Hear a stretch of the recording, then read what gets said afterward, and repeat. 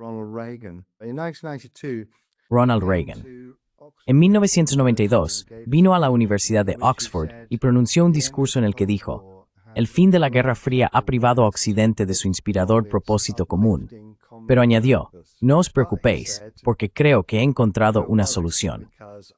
Y esa solución era que el ejército occidental, obviamente se refería al ejército estadounidense, aunque otros podían unirse, sería, dijo, un puño de acero dentro de un guante de terciopelo humanitario.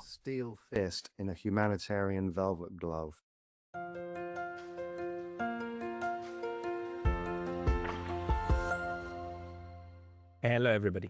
This is Pascal from Neutrality Studies. Hola a todos, soy Pascal Lataz de Neutrality Studies y hoy estoy hablando con el Dr. Phil Hammond, profesor emérito de Estudios de Medios y Comunicación en la London South Bank University. Es autor de varios libros, entre ellos War Games, Memory, Militarism and the Subject of Play, y Screens of Terror, Representations of War and Terrorism in Film and Television since 9/11. Phil, bienvenido. 9/11. Phil, welcome. Encantado de estar aquí. Gracias por invitarme. Well, thank you very much for agreeing to this. Bueno, muchas gracias por aceptar esto, porque has investigado durante mucho tiempo cómo se ha representado y mostrado la guerra. Y cuando digo nosotros, me refiero especialmente al cine y los medios occidentales. ¿Podrías darnos una idea general de lo que has descubierto o de cómo valoras esta representación hasta ahora? How you judge this representation until now?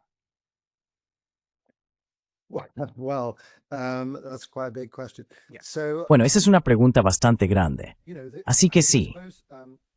Sabes, supongo que gran parte de lo que he escrito trata un terreno bastante conocido, la forma en que los medios de comunicación funcionan de manera propagandística en tiempos de guerra. No hay nada particularmente nuevo o sorprendente en eso. Lo que sí intenté abordar de una manera algo diferente, en cierto momento, fue comprender qué había cambiado en la era posterior a la Guerra Fría, en la representación de la guerra, y por qué la imagen y la presentación mediática se habían vuelto, aún más que antes, casi de importancia primordial, hasta el punto de que parecía ser una consideración fundamental, incluso a nivel de formulación de políticas o de decisiones operativas sobre acciones militares. La pregunta que rondaba en la mente de las personas que tomaban esas decisiones era, ya sabes, cómo va a verse, cómo se va a desarrollar en los medios. Así que me interesé bastante por eso. En resumen, supongo que atribuyo todo eso a los cambios políticos que ocurrieron al final de la Guerra Fría. Y estoy pensando en cómo la guerra y el conflicto cambiaron en los años 90 y principios de los 2000 como consecuencia de esos cambios políticos.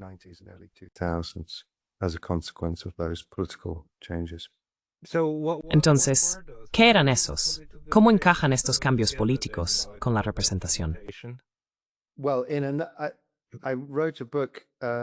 Bueno, escribí un libro titulado Medios, Guerra y Posmodernidad, que trata precisamente de eso. Y si quieres resumirlo, dirías que fue el fin de la izquierda y la derecha, el fin de la política de izquierda y derecha. Quizá eso no parezca una explicación muy impresionante. Todo el mundo está bastante acostumbrado a la idea de que la vieja política de izquierda y derecha ya no es lo que era, aunque sigamos usando esos términos. Pero en realidad, lo que ocurrió, creo, como consecuencia del fin de la Guerra Fría, fue que el teórico francés de relaciones internacionales, Zaki Laidi, llama un mundo sin sentido.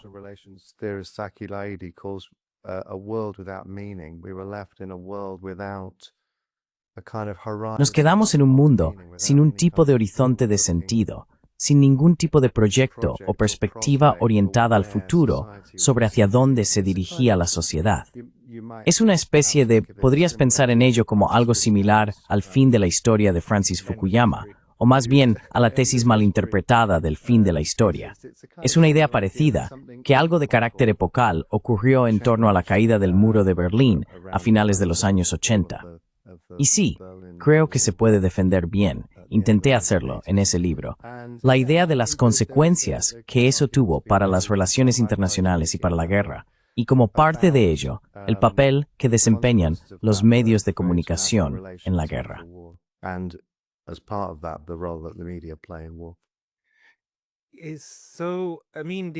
Al final de ese periodo, ese horizonte para comprender el mundo, te refieres al fin de la bipolaridad de esos dos sistemas que estaban en pugna y a la idea de que, ahora todo es diferente, ahora hay una comprensión unificada del mundo. ¿Es eso a lo que te refieres?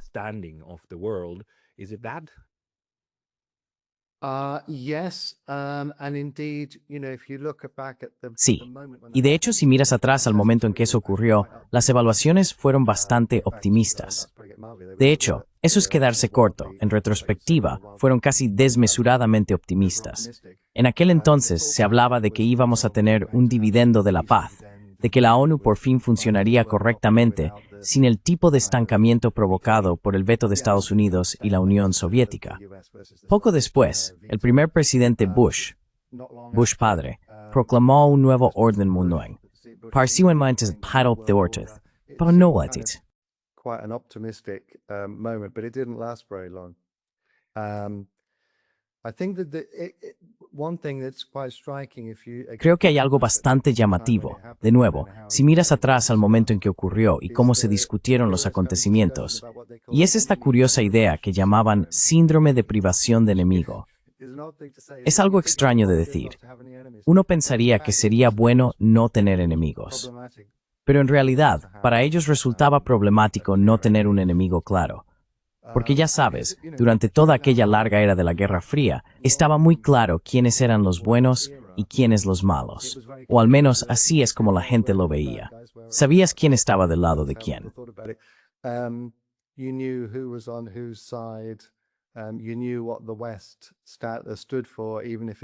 Sabías lo que representaba Occidente, aunque solo se definiera de una manera algo negativa, es decir, en oposición a aquello contra lo que Occidente se enfrentaba. Y de repente eso se derrumbó.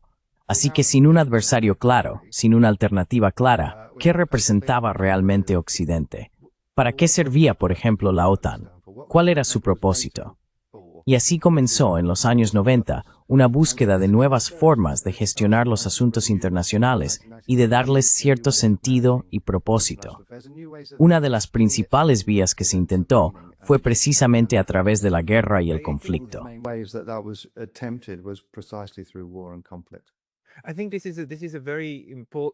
Creo que esta es una observación muy importante, y creo que es una que nos resultará familiar a todos en Occidente, quienes también fuimos inundados con la producción cultural de Hollywood y demás, lo que la hace intuitivamente muy comprensible. En los años 90 y 2000, de repente aparecen todas esas películas de espías que básicamente dicen, no era mejor la época cuando teníamos a los soviéticos. Hay montones de esas, ¿verdad? Y se puede ver cómo James Bond pasa de ser anticomunista a ser antiterrorista, llegando incluso a perseguir en algún momento a los norcoreanos con un rayo láser con el que intentaban destruir el mundo, y cosas por el estilo. Pero los soviéticos ya no estaban, ¿no? La Guerra Fría había terminado. ¿Crees que en realidad, a través de la representación en los medios y la cultura, se produjo una especie de bucle de retroalimentación en la forma en que los medios empezaron a representar los asuntos?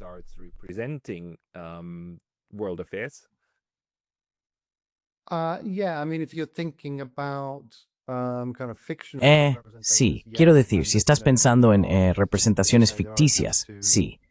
Y ya sabes, hay, como dices, intentos de encontrar nuevos enemigos plausibles.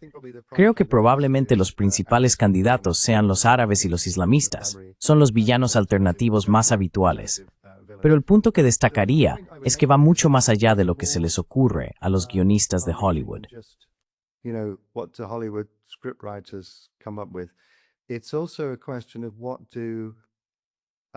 También es una cuestión de cómo aquellos que trabajan en los medios, los que tratan con noticias y asuntos de actualidad, los periodistas, interpretan el mundo para su público. Y de forma aún más fundamental, de cómo los políticos y líderes comprenden este nuevo mundo.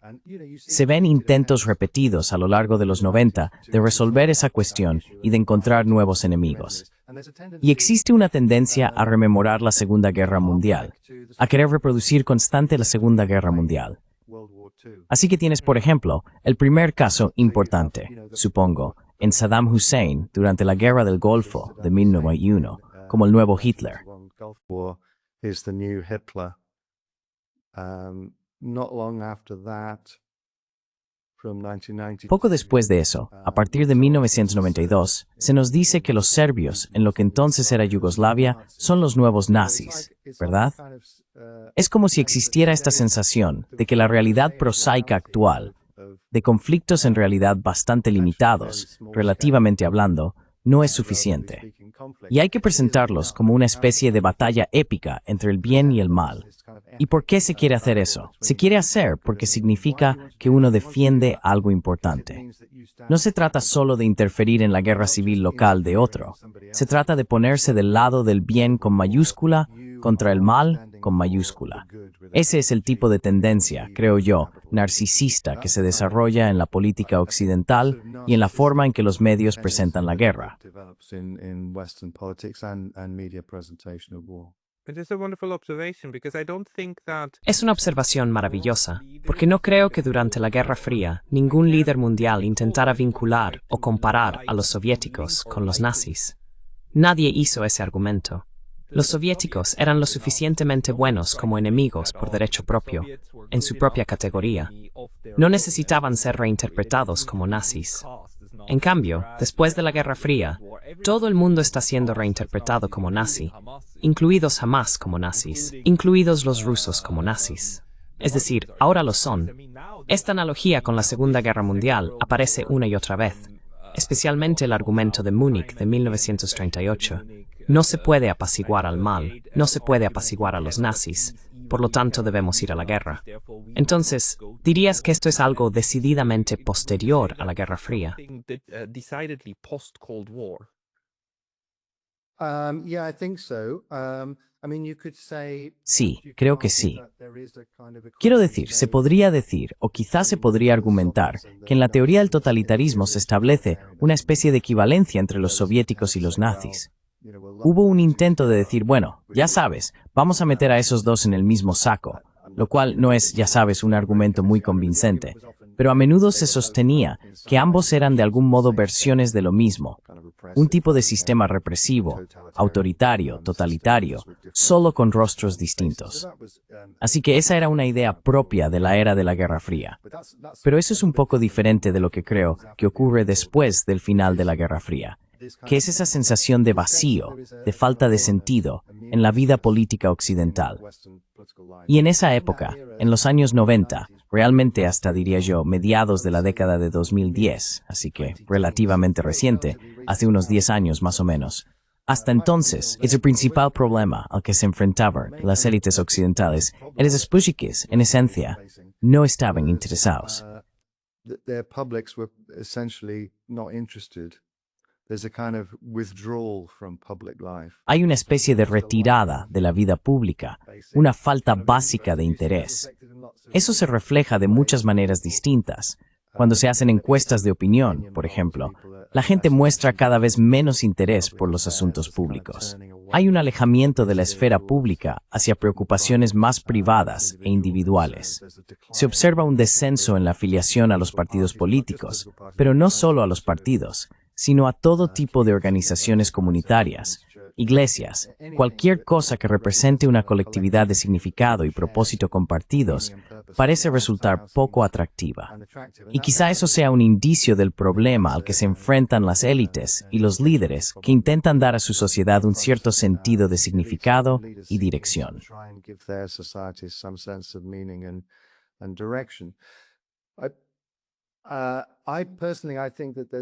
Creo que, en esencia, ha habido 3 intentos importantes durante ese periodo para encontrar un sustituto. Los 2 primeros están relacionados con la guerra y el conflicto.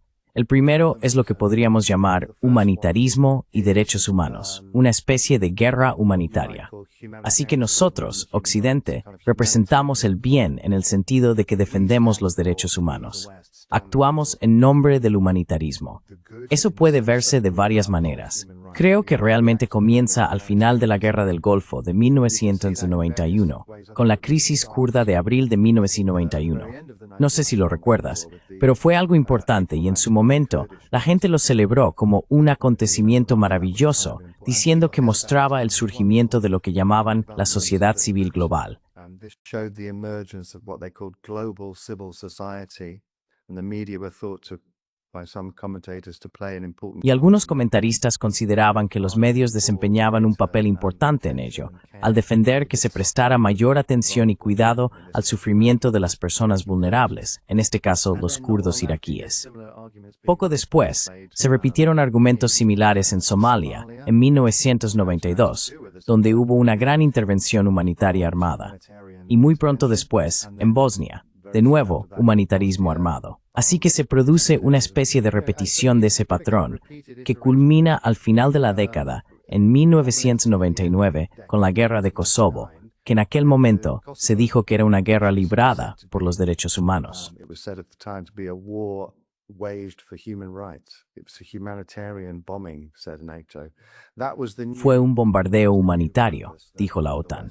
Ese parecía ser el nuevo propósito que Occidente había encontrado.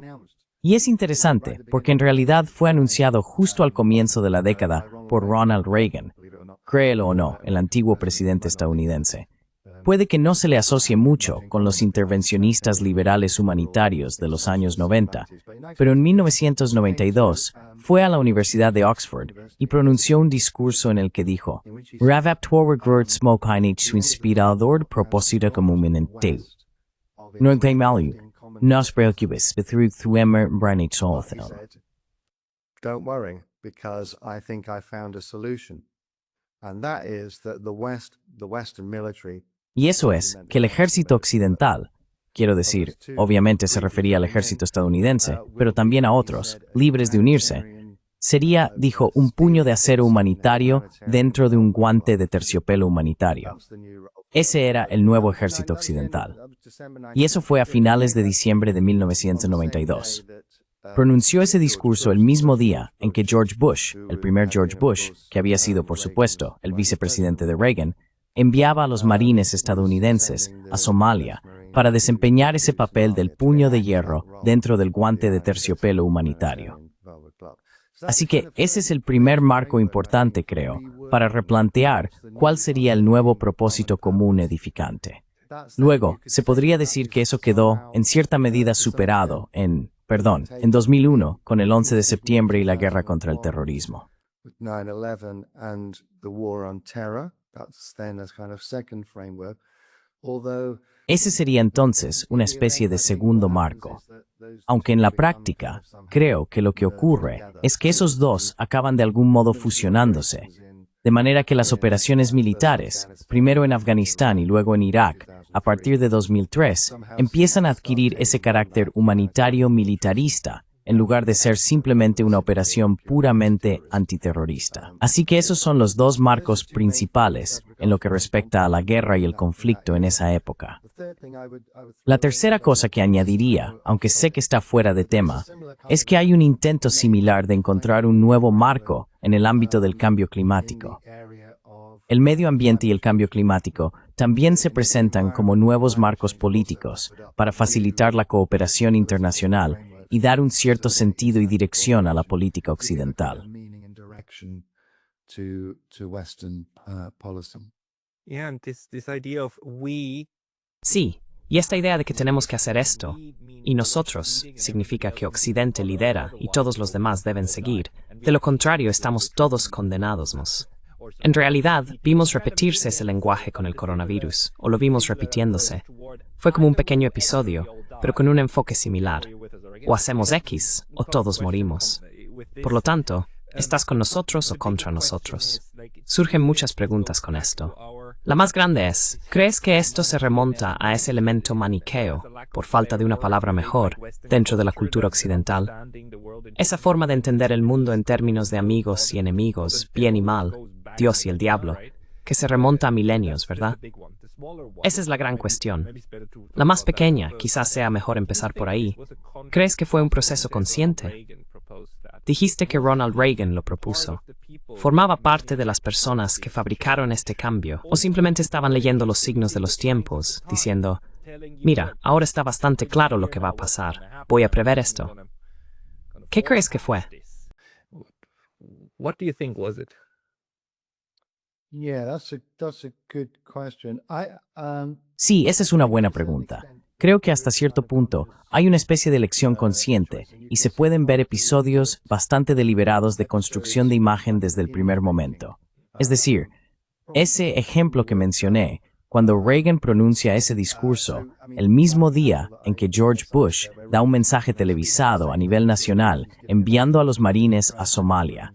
Cuando los marines llegaron a Somalia, algunos periodistas, sin duda cínicos, afirmaron que el momento del desembarco en la playa se había organizado para ajustarse a los horarios de televisión en Estados Unidos. Está montado como un evento mediático, ¿verdad? Los Marines bajan de los barcos y avanzan por las playas como si participaran en una peligrosa operación militar. Normandy. Normandía, sí, algo así. ¿Y con qué se encuentran? Se encuentran con periodistas occidentales con cámaras y micrófonos, intentando entrevistarlos. Y ya sabes, es una especie de... Los soldados estaban un poco molestos por eso, porque las cámaras, las luces, interferían con sus gafas de visión nocturna y todo lo demás. No se lo esperaban. Pero los periodistas habían sido invitados a estar allí por el Pentágono, así que se organizó como una especie de espectáculo mediático. Y en ese caso resulta un poco decepcionante porque es demasiado evidente que está preparado.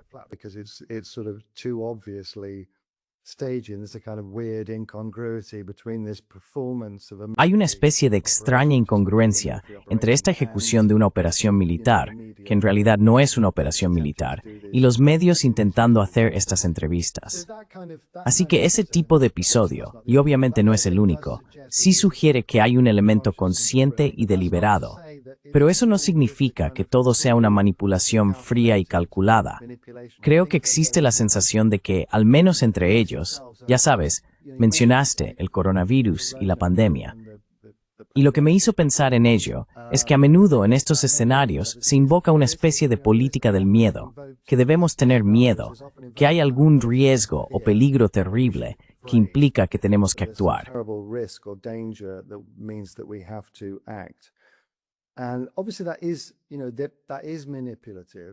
Y obviamente eso es, ya sabes, manipulador.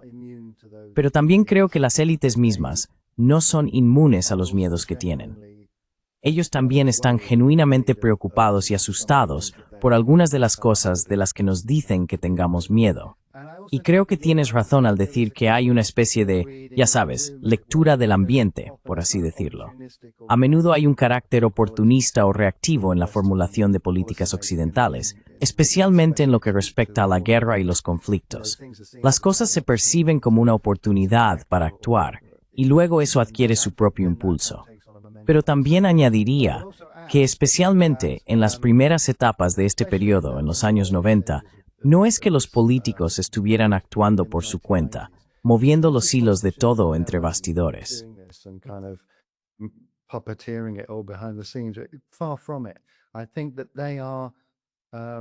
Ni mucho menos. Creo que son un grupo de actores implicados en esto, y hay otros actores también. Uno podría fijarse, por ejemplo, en el papel de las ONG, o de hecho en el papel de los periodistas. Ellos participan en actividades similares. También intentan A, comprender el mundo, y B, encontrar un papel para sí mismos dentro de él, ya sea como actores directos o como intérpretes del mundo para sus públicos más amplios. Y especialmente en lo que respecta al militarismo humanitario, a medida que se desarrolla en los años 90, creo que los periodistas desempeñaron un papel increíblemente importante en la co-creación de esa idea del nuevo papel de Occidente en el mundo como una especie de salvador de la humanidad.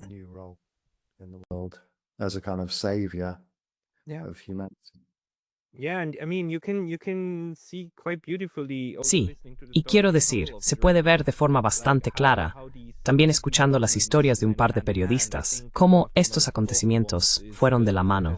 Creo que uno de los más importantes es el testimonio de, ¿cómo se llama? También tiene un muy buen programa en YouTube y habla con frecuencia, antiguo corresponsal de guerra del New York Times, Chris Hedges.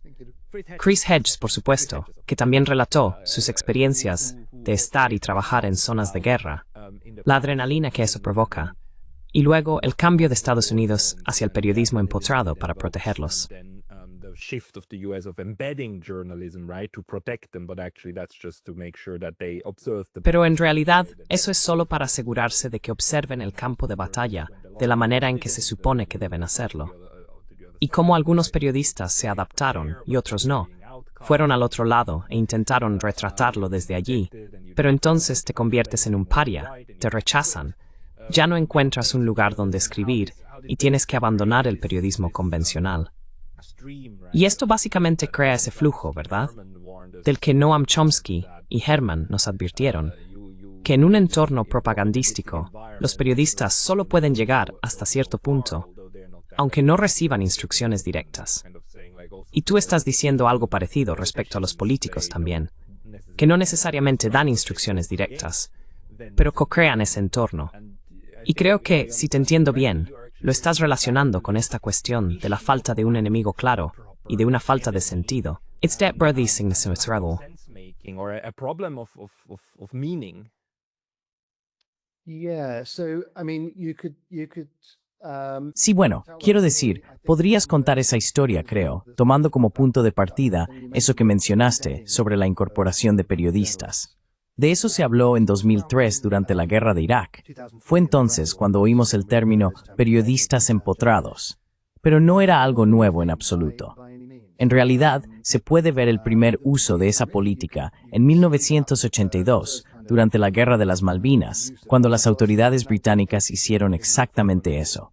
En primer lugar, porque estaba muy lejos, las Islas Malvinas, seleccionaron cuidadosamente a los corresponsales que iban a acompañar a la Fuerza de Tareas, como se la llamaba, al Atlántico Sur para librar esa guerra. Tenían control sobre quién iba, y luego asignaron a todos esos periodistas a unidades militares. A cada uno se le asignó un supervisor que revisaba sus textos antes de que enviaran cualquier cosa a Londres.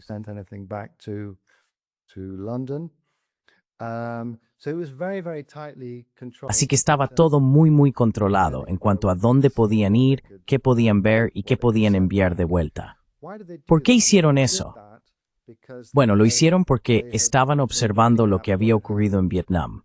Vietnam es el primer gran punto de inflexión en las relaciones entre los medios y el ejército. Y la historia que se cuenta sobre Vietnam, la lección, por así decirlo, que se aprendió de Vietnam, fue que no se puede confiar en los medios en tiempos de guerra. Te van a apuñalar por la espalda si les das demasiada libertad. Así que, para cuando llegó la Guerra de las Malvinas, los británicos dijeron, bueno, no queremos que eso ocurra. No podemos dejar que esta gente ande suelta. Vamos a tener que acorralarlos, vamos a tener que controlarlos. Nadie dijo censurar.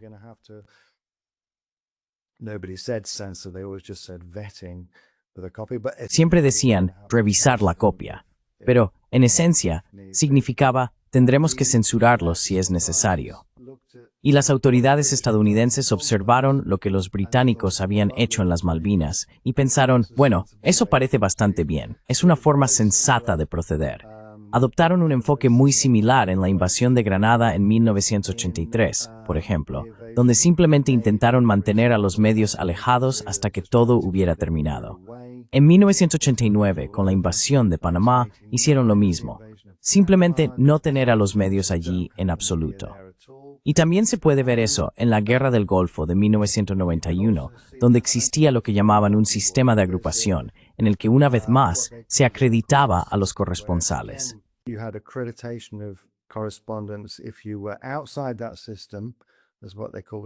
Si estabas fuera de ese sistema, eso era lo que llamaban un unilateral. Estabas por tu cuenta y ya sabes, bajo tu propio riesgo. Estate seguro, ven con nosotros. Te llevaremos a donde necesites ir y te mostraremos lo que necesites ver. Así que esa fue la política hasta 1991. Pero creo que incluso en el 91 ya se empieza a ver el inicio de algo nuevo. La comprensión de que en lugar de simplemente privar a los medios de información, quizás sea más sensato alimentarlos con información, darles mucho material. Así que simplemente démosles contenido.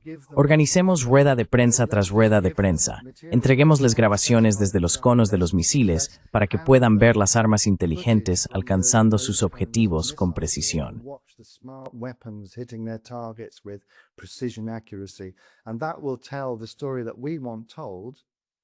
Y eso contará la historia que queremos que se cuente, que por cierto es una historia completamente falsa, pero no importa.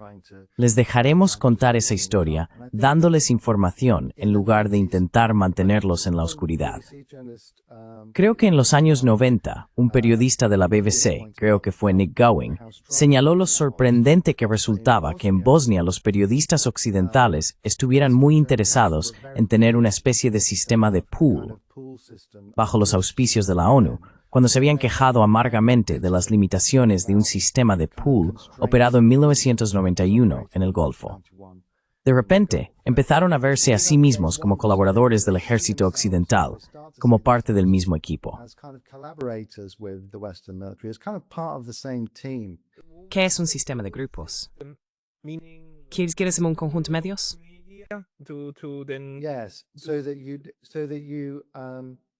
Sí, así que tienes una especie de sistema regulado de información compartida, de modo que no estás compitiendo. La idea es que compartes la misma información y hay una especie de garantía de que tendrás suficiente material para alimentar a tu medio de comunicación en particular. Los periodistas querían ese tipo de colaboración con el ejército en Bosnia. Para cuando llegas al final de esa década, el conflicto de Kosovo e incluso en Afganistán en 2001, existe la sensación de que los medios forman parte del equipo. Ya sabes, hemos recorrido un largo camino desde las Malvinas, donde la idea era que no se podía confiar en los periodistas, hasta bueno, en realidad, los periodistas están de nuestro lado y son un recurso útil. Colin Powell, creo, incluso dijo algo en ese sentido, que los medios son una especie de recurso que contribuye a ganar batallas para nosotros.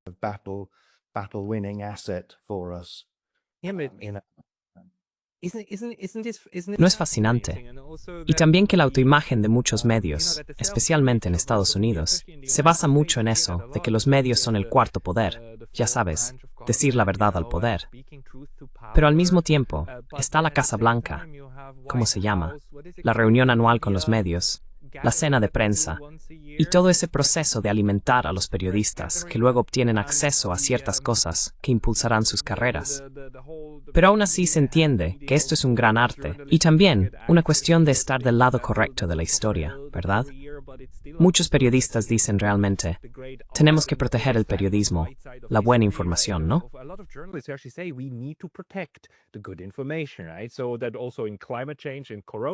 Así que eso también se aplica al cambio climático y a la COVID. Podemos proteger a la sociedad, porque si la gente cree en algo equivocado, entonces todos vamos a morir. Todo se remonta a esta idea de que, sí, como dijiste, somos un equipo. Trabajamos juntos y necesitamos ser críticos con el Pentágono, porque si gastan demasiado dinero en un arma y no en otra, o si hay corrupción, entonces los medios están ahí para investigarlo. Aunque probablemente no lo hagan, porque el Pentágono nunca ha superado una auditoría, y los medios realmente no hacen mucho alboroto al respecto. Es fascinante que esto funcione, ya sabes, como una forma de entender tu lugar en el mundo.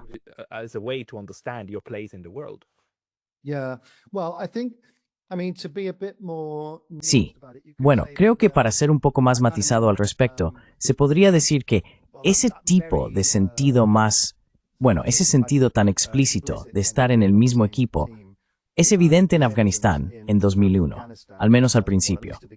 Antes y después de eso, quizá menos. Así que en los años 90, yo diría que sí, que en esencia los periodistas, los políticos occidentales y los ejércitos occidentales se ven básicamente como del mismo lado, pero con la salvedad de que los periodistas se entienden a sí mismos también como críticos de la política occidental. Y en cierto sentido, lo son. En esa época, en los 90, a menudo son muy críticos con determinadas decisiones políticas.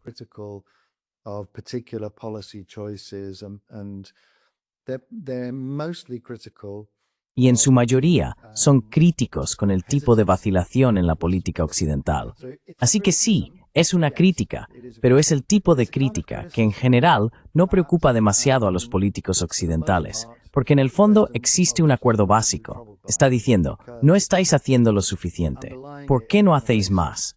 ¿Por qué no intervenís con más fuerza? ¿Por qué no permanecéis más tiempo? ¿Por qué no los atacáis con más armamento? Es ese tipo de crítica, más que una crítica tan forward-leaning, al interventor occidental.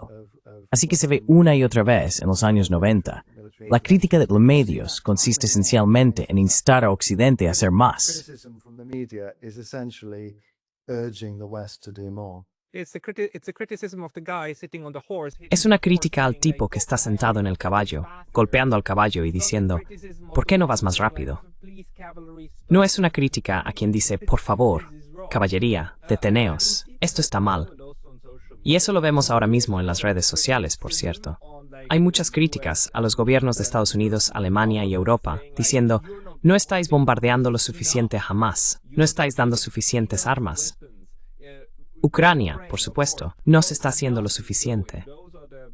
Esos son los críticos mediáticos, y son los que están siendo invitados a los programas de televisión y demás, no los que dicen que la caballería debe detenerse. Sí. Yeah. The other thing I would say is that Lo otro que diría es que también hay quizá un punto más matizado que hacer sobre lo que ocurre en la guerra de Irak de 2003.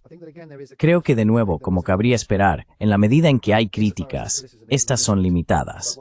Pero lo que hay en su lugar en esa guerra es una especie de autoconciencia muy extraña por parte de los medios. Casi una distancia irónica respecto a los acontecimientos. Los periodistas que cubrieron la guerra de Irak de 2003 tendían a informar con una sensación autocrítica de que estaban siendo utilizados para presentar una imagen, ¿verdad? Así que, tomemos un ejemplo, probablemente el más llamativo, cuando el presidente Bush, el hijo, subió a un portaaviones y pronunció su discurso de misión cumplida. and made his mission accomplished speech. We've done it. We've mission accomplished. Lo hemos hecho. Hemos cumplido la misión. Well, Bueno, ya sabes, cuando la BBC vino a informar sobre ello, no pudieron evitar hablar de cómo todo había sido escenificado, de cómo se había preparado para las cámaras, de que aquello era un evento mediático. No lo informaron simplemente de forma directa. Miren, el presidente dio este discurso. Sentían, ya sabes, cierta autoconciencia. Sí, exactamente, autoconciencia. Así que existe ese tipo de leve. De nuevo, no llega a ser una crítica, desde luego no de carácter fundamental, pero sí esa especie de distanciamiento autoirónico que empieza a verse en los medios entonces. that you start to see in the media then. It's kind of fascinating. I mean, Es algo bastante fascinante. Quiero decir, tendríamos que adentrarnos en los rasgos psicológicos y demás, en cómo estas personas siguen dándole sentido a todo esto. Pero quizá podamos ir por otro camino. Porque realmente esta vez me pregunto, ya sabes, si observamos cómo se mueve la política mundial, no solo Occidente, pero si tomamos a Occidente como uno de los actores, entonces mi gran pregunta en este momento es, ¿tiene razón el realismo, la escuela del realismo en relaciones internacionales, cuando dice que al final todo se reduce al poder, que los seres humanos en general intentan maximizar el poder y los sistemas intentan maximizar el poder? Así que al final, lo que tenemos es una lucha de poderes inevitable, especialmente lo que dice John Mearsheimer sobre por qué es una tragedia de la política de las grandes potencias. Pero,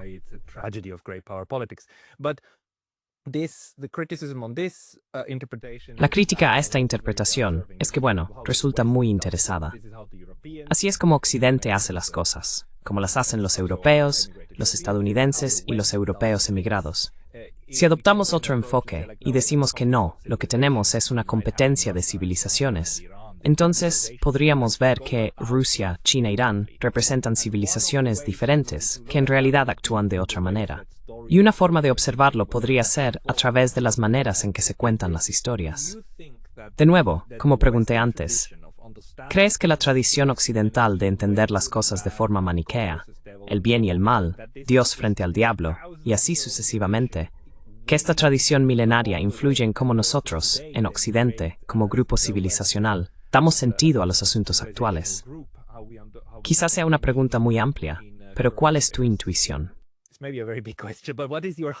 Yeah, to be honest, Sí, yo no. Sinceramente dudaría en pronunciarme sobre eso. Como dices, esa gran cuestión de si existe algún patrón cultural profundo en Occidente que haga que los occidentales tiendan a ver el mundo en términos de bien y mal, y si hay otras civilizaciones, supongo que piensas sobre todo en China, que quedan fuera de eso. Bueno, quién sabe, quizá tengas razón. Creo que el problema de abordarlo de esa manera es que tu planteamiento, tu explicación, empieza a adquirir una especie de cualidad histórica. Parece como que no ha nunca. It seems like, nothing ever changes. It's all just the same as it has ever been. Es todo igual que siempre. Sí. Y personalmente me interesa más, ya sabes, cuáles son las características históricamente específicas de un momento determinado que conducen a la confrontación política o directamente a la guerra y al conflicto en un contexto concreto. Y creo que, bueno, quién sabe, quizá tengas toda la razón al decir que, en última instancia, todo se reduce a algún tipo de lo es. Es solo que, perdón, no lo sé. Pero en cierto modo, me parece más una evasión de una explicación que algo que realmente me diga qué está ocurriendo en el mundo. Me interesan mucho más los detalles concretos. No, you're right. I mean, if we want to understand what's No, going no, on in the world tienes razón. currently, we of course need to Tienes razón. Quiero decir, si queremos entender lo que está ocurriendo en el mundo ahora mismo, por supuesto, necesitamos interpretar correctamente los mecanismos subyacentes. Mi pregunta iba más en la línea de si existe una explicación más amplia para esos mecanismos y que se mantiene igual con el paso del tiempo. Pero entonces sí, se vuelve algo histórico, absolutamente. Historical, absolutely. Yeah, well, I mean, maybe one way to. Sí, bueno, quiero decir, quizá una forma de abordar ese tema sea, tú lo mencionaste como un tipo de conflicto civilizacional. Y lo primero que me viene a la mente cuando dices eso es El choque de civilizaciones, de Samuel Huntington. Ese tipo de perspectiva, que aparece al comienzo de la era posterior a la Guerra Fría en los 90, creo que es bastante claramente un intento de encontrar algún nuevo marco explicativo o intelectual para comprender el mundo. Bien, entonces ya no se trata de izquierda y derecha, ni de occidente y oriente. ¿Qué es entonces? Y él, ya sabes, dice de acuerdo, es este choque de civilizaciones. Creo que fue instrumentalizado de manera bastante evidente, casi de inmediato para las necesidades de la política occidental. Western policy needs. So, just by wild coincidence. Así que, ya sabes, por una coincidencia increíble, resulta que la principal línea divisoria civilizacional pasa justo por Yugoslavia y coloca a Croacia y Eslovenia en un lado, según Samuel Huntington, y a Serbia y Bosnia en el otro. Y eso funciona durante unos meses, y luego resulta que, en realidad no, Bosnia está en el mismo. Bueno, ya sabes a lo que me refiero. Es evidentemente algo muy forzado, hecho para dar sentido a algo que necesitamos explicar ahora mismo de una manera que luego facilite la política occidental. Y creo que, básicamente, esa idea se reduce a lo siguiente. ¿Cómo enmarcamos intelectualmente el mundo de una forma que facilite la proyección del poder occidental, principalmente estadounidense?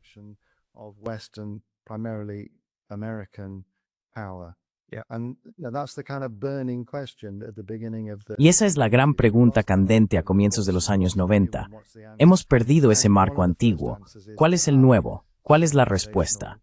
Y una de las primeras respuestas es, conflicto civilizacional, es un choque de civilizaciones, que ciertamente en la formulación de Samuel Huntington creo que no es del todo coherente, pero ahí lo tenemos.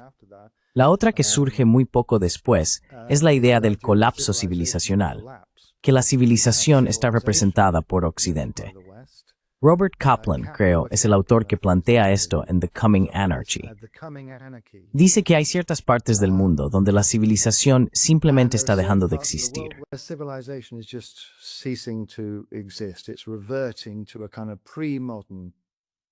Está volviendo a una especie de estado premoderno. Y él piensa en lugares como Somalia, que, según dice, ha perdido esencialmente su condición de estado, ha vuelto a una situación premoderna.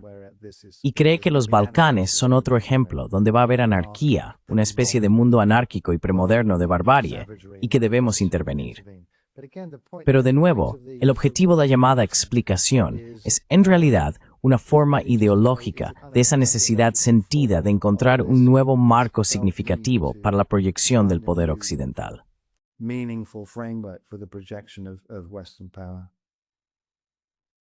Yeah, it's very hard pressed to think of any very popular Sí, Es muy difícil pensar en alguna teoría o marco popular de relaciones internacionales que no presente el intervencionismo como algo natural o incluso deseable.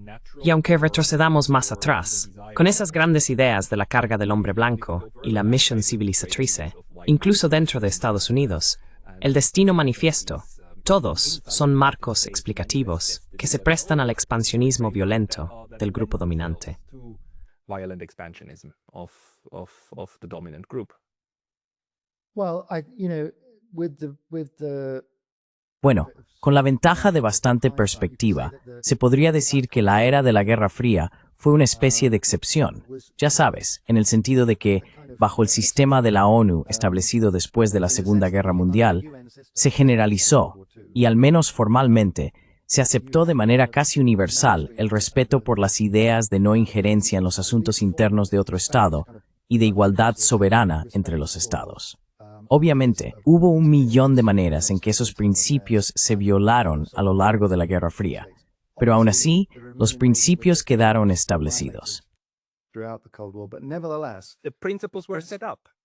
principles were set up and they were intellectually made. Esas normas se establecieron y se mantuvieron intelectualmente para que, cuando un actor político las violara, se entendiera que era algo negativo. No era la manera correcta de proceder. E inmediatamente después del final de la Guerra Fría, empieza a surgir un cuestionamiento explícito de esos principios. Igualdad soberana, ¿de verdad? ¿Es eso realmente algo? ¿Es la soberanía tan importante? Ya sabes, la gente empieza a discrepar intelectualmente. People start to take issue intellectually. Maybe we need a Quizás veamos la responsabilidad de proteger en casos donde el humanitarismo se impone por la fuerza de las armas. Sí. Yeah. Yeah. So Así que ya sabes, pasamos muy rápidamente del respeto por la igualdad soberana y el principio de no injerencia a decir, por supuesto, tenemos que intervenir. Es imperativo, es un imperativo moral que debemos intervenir. intervene. So that would to me indicate that Eso, para mí, indicaría que la Guerra Fría fue una especie de pausa prolongada en las concepciones coloniales tradicionales de proyección y expansión del poder. Y si lo piensas, los soviéticos en realidad intentaron presentarse explícitamente como anticoloniales. El discurso anticolonial fue, por supuesto, etiquetado como propaganda comunista, que debía ser contrarrestada, especialmente en África y Asia. that needs to be countered, especially in Africa and Asia. Yes. And that's another thing, as I was saying, Sí, y sabes, eso es otra cosa. Como digo, lo mencioné como una abreviatura, el fin de la izquierda y la derecha, lo cual suena un poco banal y poco evidente, pero esa es otra dimensión del asunto. El colapso de la Unión Soviética y el colapso de... Obviamente no estoy defendiendo a la Unión Soviética como algo perfecto, ni mucho menos, pero lo que se ha derrumbado es la idea de que podría existir una alternativa, ¿verdad? Que podríamos cambiar el sistema. Y parte de todo eso era efectivamente esta idea del antiimperialismo, que ya sabes, lo que ahora llamamos el sur global, lo que antes llamábamos el tercer mundo, merecía el mismo respeto, los mismos derechos, el mismo estatus que cualquier otro estado o cualquier otra nación. As any other state or any other nation. And the Soviet Union, obviously, Y la Unión Soviética, obviamente de una manera interesada e incoherente, al menos apoyó eso de forma retórica. Y luego, casi inmediatamente después del final de la Guerra Fría, empieza a surgir un cuestionamiento muy explícito de esa idea. Así que, Somalia, el ejemplo que he mencionado varias veces, en ese caso la gente decía, oh, quizá deberíamos convertir Somalia en un protectorado de la ONU. Quiero decir, eso era impensable apenas un par de años antes, en Kerry, que alguien defendiera algo así. No ocurrió en Somalia, pero poco después sí ocurrió en Bosnia. happened in Somalia, but pretty soon it did happen in Bosnia. It was about Estaba a punto de decir que Bosnia es... Bueno, y luego volvió a ocurrir en Kosovo. In Kosovo. So you had this big state. Así que tienes este gran estado en el corazón de Europa, Yugoslavia, que está desgarrado. Partes de él están bajo control de un protectorado internacional. There's a kind of Hay una especie de, ya sabes, reaparición de ese tipo de, como dices, un retorno al imperialismo del siglo XIX. Boom, ahí está, justo en el centro de Europa en los años 90. Y la gente ha seguido como si no pasara nada, como si fuera algo totalmente normal que hoy en día simplemente tenemos que aceptar y con lo que debemos convivir. Thing that we have to just expect and live with nowadays.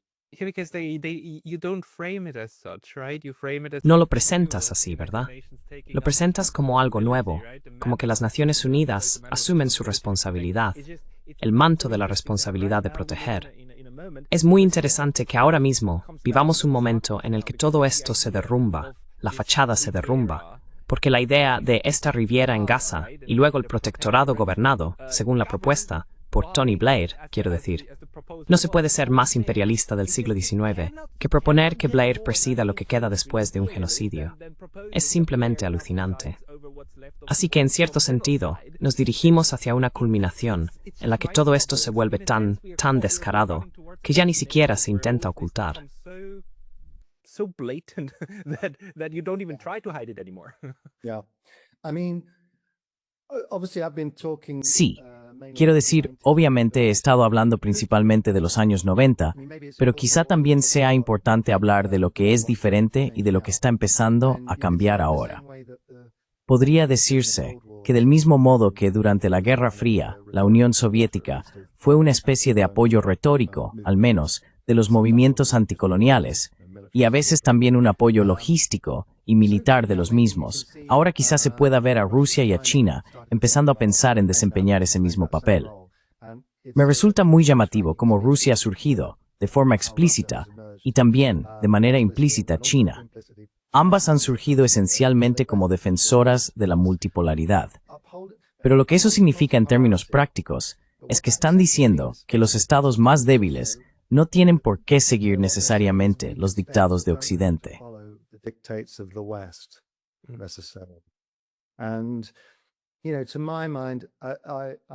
Y sabes, en mi opinión, puede que sea obviamente ingenuo, pero para mí eso es en realidad un desarrollo bastante positivo. Creo que la aparición de la multipolaridad es uno de los avances más positivos que he visto, por así decirlo, en la memoria reciente. Porque precisamente, aunque sin duda habrá cierto tipo de decepción en la práctica, no obstante resucita o empieza a resucitar la idea de igualdad soberana e independencia soberana que habíamos perdido en la era posterior a la Guerra Fría. Y el hecho de que esté regresando, aunque sea de manera imperfecta, me parece un motivo de optimismo hoy en día.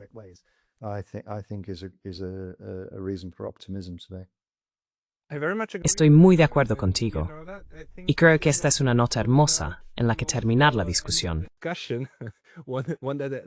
Uno que tenga una perspectiva esperanzadora. Phil, para las personas que quieran leer más de ti, ¿hay algún lugar donde publiques cosas con regularidad o algún sitio al que puedan acudir para encontrar tus libros? Sí, te enviaré un enlace y quizá podrías ponerlo en la descripción. No diría que con regularidad, más bien de forma esporádica últimamente. Pero sí, gran parte de lo que he escrito está disponible en línea. De acuerdo, por favor envíame el enlace. Lo pondré en la descripción de este vídeo más abajo. A todos, si queréis leer más, seguid ese enlace. Phil Hammond, muchas gracias por tu tiempo hoy. Un placer, gracias.